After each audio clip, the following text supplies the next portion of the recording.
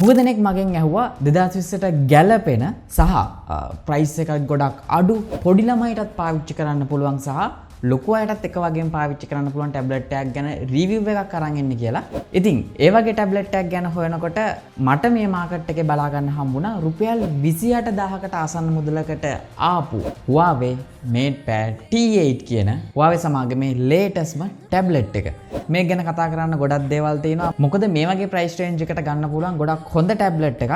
විශේෂයෙන්ම මේක ගොඩක් ලොකු බැටරි එකක්, ගොඩක් ලොකු ඩිස්ප්ලේ එකක් සහ අතර ගොඩක් කම්ෆර්ටබල් විදිහට පාවිච්චි කරන්න පුළුවන් හින්දා ඉතින් වැඩි කතා නැතුව අපි මුලින්ම මෙන්න මේ ඩිවයිස් එක අන්බොක්ස් කරගෙන බලමු. මේක මිලදී ගන්නකොට බොක්ස් එකේ ඇතුලේ අපිට බලා ගන්න හම්බෙන දේවල්. විශේෂයෙන්ම දෙයක් කියන්න ඕනේ ශ්‍රී ලංකාව ඇතුළත මෙන්න මේ Huawei MatePad T8 කියන එක මිලදී ගත්තොත් ඔයාලට නොමිලේම මේ වගේ ගොඩක් හොඳ පවුච් එකක් ලබා ගැනීමේ හැකියාවක් තියෙනවා.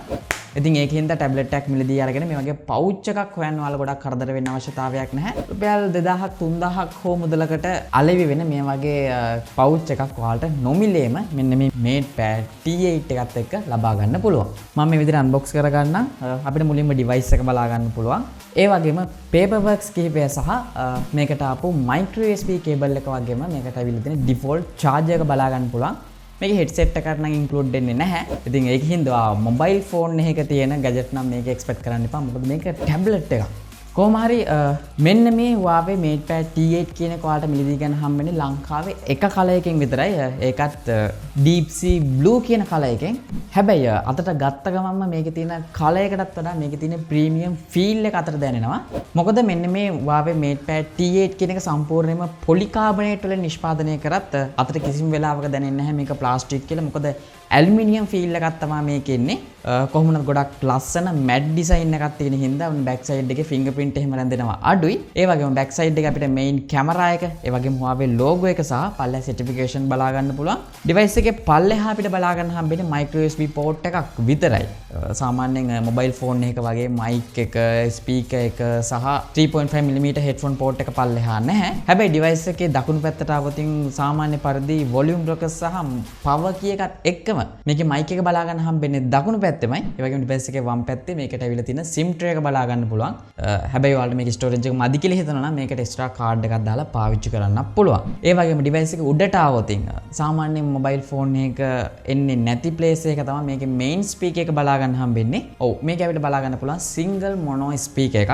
ඒ වගේම 3.5mm audio port එකත් අපිට මෙන්න මේ ටැබ් එකේ බලා ගන්න පුළුවන් වෙනවා. ඒ වගේම ඩිස්ප්ලේ එකේ උඩට වෙන්න අපිට මේකේ selfie camera එකත් බලා ගන්න පුළුවන්. ඒ වගේම ඔයාලට පේනවා ඇති මේකේ බෑක් එකේ බලපු ගමන්ම උඩ සහ යට ගොඩක් මහත බෙසල්ස් දෙකක් ගිහින් තියෙනවා. ඒක ගොඩක් බෑක් එකේ තියෙන මැට් එකටත් වඩා තව ටිකක් මැට් කරලාද මන්දා. ඒක අපිට වෙනස ගොඩක් හොඳට බලා ගන්න පුළුවන්. ඒ ෆ්‍රේම් එක තමයි වටේටම ගිහින් තියෙන්නේ. ඉතින් ඒකෙන්ද මේක රුපියල් 28000කට මිලදී ගන්න හම්බුණා. ටිකක් රුපියල් 50000 60000ක වගේ එන ටැබ්ලට් වල ඩිසයින් එකක් තමයි මෙන්න මේ MatePad T8 එකේ බලා ගන්න පුළුවන් වෙන්නේ. කොහොමුණත් අතන ගොඩක් හොඳට කම්ෆර්ටබල්. මොකද කියනවනම් මේක ආසන්න වශයෙන් ග්‍රෑම් 310ක් වගේ ප්‍රමාණයක් වෙන්නේ. ඉතින් ඒකෙන්ද ඔයාලගේ හෑන්ඩ් බෑග් එකේ එහෙම නැත්නම් අතේ ගොඩක් ලේසියෙන් අරන් යන්න පුළුවන් විදිහට තමයි මේක හදලා තියෙන්නේ.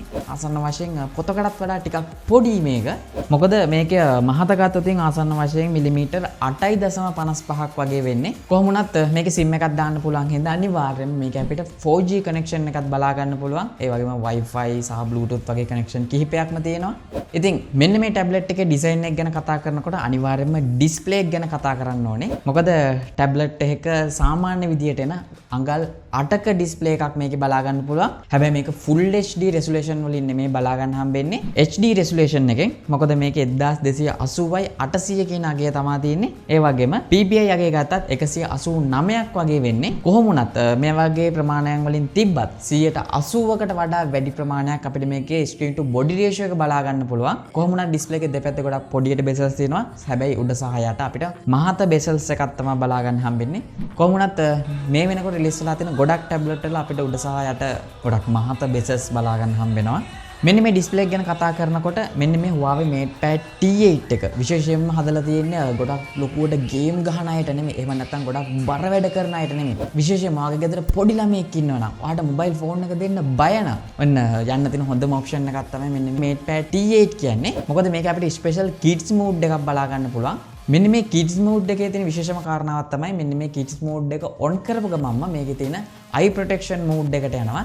ඉතින් ඒකින්ද පොඩි ළමයිට display එක හොඳ නැහැ. මේකේ blue light filter එක අඩු කරලා තමයි මෙන්න මේ MatePad T8 එකේ තියෙන kids mode එක හදලා තියෙන්නේ. ඒ වගේම ගොඩක් movie බලන කෙනෙක් නම් ටිකක් ලොකු display එකක් අවශ්‍ය නම් ඒකටත් ගොඩක් ගැළපෙන එකක් සහ ගොඩක් වෙලාවට web browsing කරනවා නම් එහෙම නැත්නම් blog එකක් කරනවා නම් එහෙම නැත්නම් content write කරනවා නම් ටිකක් ලොකු display එකක් අවශ්‍ය නම් අනිවාර්යයෙන්ම මෙන්න මේ Huawei MatePad T8 එක විශේෂයෙන් මේකේ මුදලත් එක්ක සාපේක්ෂව යන්න තියෙන හොඳම option එකක්.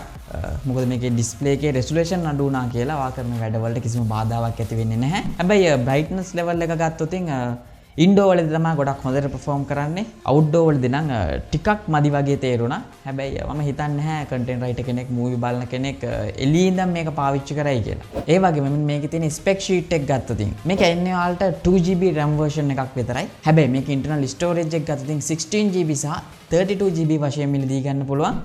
හැබැයි 32GB මදි කියලා හිතනවා නම් අනිවාර්යෙන් මේකේ තියෙන extra card slot එකට SD card එකක් දාලා පාවිච්චි කරන්න පුළුවන්. ඒ වගේම මේකේ processor එක ගත්තොත් අපිට බලා ගන්න හම්බෙන්නේ Mediatek MT8768 කියන octa-core CPU එකත් එක්ක ආපු chipset එක. ඒ වගේ මේකේ graphic එක ගත්තොත් PowerVR GE8320 කියන එක තමයි තියෙන්නේ. ඉතින් ඒකෙන් ඔයාලා මේකේ ගොඩක් බර ගේම් නම් ප්ලේ කරන්න බෑ. හැබැයි PUBG වගේ ගේම් එකක් නම් ස්මූත් වගේ setting යටතේ ප්ලේ කරන්න පුළුවන්. හැබැයි මම recommend කරන්නේ නැහැ.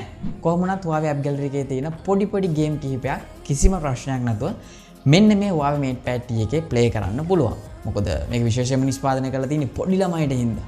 ඒ වගේම තමයි මේකේ biometrics පැත්ත ගත්තොත් අපිට මේක කිසිම fingerprint sensor එකක් බලා ගන්න හම්බෙන්නේ නැහැ. නමුත් මේක ඔයාලට pin code එකක් දාලා හරි face unlock පාස්කම් යටතේ හරි මේක unlock කරගන්න පුළුවන්. ඉතින් මේකේ තියෙන selfie camera එකෙන් තමයි ඔයාලගේ මූණ capture කරගෙන මේ device එක අතට ගත්ත ගමන්ම unlock වෙන විදිහට හදලා තියෙන්නේ. මොකද මේකේ back side එකේ අපිට megapixel 5ක camera එකක් බලා ගන්න පුළුවන්. ඒ වගේම මේකේ selfie camera එක බලා ගන්න හම්බෙන්නේ megapixel 2කින්. දැන් ඔයා හිතනවා නම් මේකේ camera වල තියෙන megapixel ගාන අඩුයි කියලා. ඔව් අපිට මේක mobile phone එකක් එක compare කරන්න බෑ. මොකද tablet තියෙන්නේ ටැබ්ලට් එකක් විදිහට පාවිච්චි කරන්න ෆොටෝ ගන්න නෙමෙයි. හැබැයි මේකේ මෙගාපික්සල් ගාන අඩු වුණත් ගොඩක් හොඳ ලයිට් කන්ඩිෂන් යටතේ අපි ගොඩක් හොඳ ඉමේජ් එකක් කැප්චර් කරන්න පුළුවන්.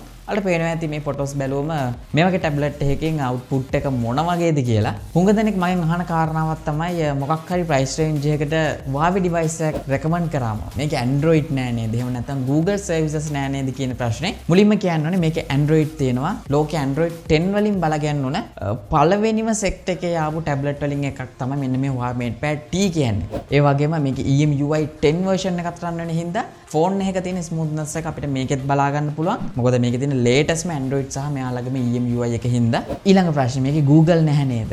ඔව් මේක අපිට Google බලා ගන්න හම්බෙන්නේ නැහැ. හැබැයි Play Store එකේ වගේම ගොඩක් powerful app gallery එක අපිට මේකේ බලා ගන්න පුළුවන්. ඉතින් ඒකෙන්ද ඔයාලා day to day use කරන හැම application එකක්ම අපිට මෙන්න මේ app gallery එක හරහා download කරන්න පුළුවන්. හැබැයි app gallery එකේ නැති දේවල් අපිට මේකට සිද්ධ වෙනවා petal search එක දාගන්න. ඔයාගේ app gallery එකෙන් මේක download කරන්න පුළුවන්. ඊට පස්සේ petal search එක හරහා ඔයාලට පුළුවන් app gallery එකේ නැති application විශේෂයෙන්ම Facebook, WhatsApp වගේ දේවල් මේකට කිසිම ප්‍රශ්නයක් නැතුව original website එක හරහා download කරගන්න. ඉතින් ඒකෙන්ද මේකේ නැති app ගැන ඔයාලා worry වෙන්න අවශ්‍යතාවයක් නැහැ. මේ දෙකෙන් මොන එකකින් ගත්තත් එකම විදිහට තමයි download වෙන්නේ. ඉතින් tablet එකක් මෙලදී ගන්න එක අනිත් විශේෂම කාරණාව තමයි මේ battery life එක.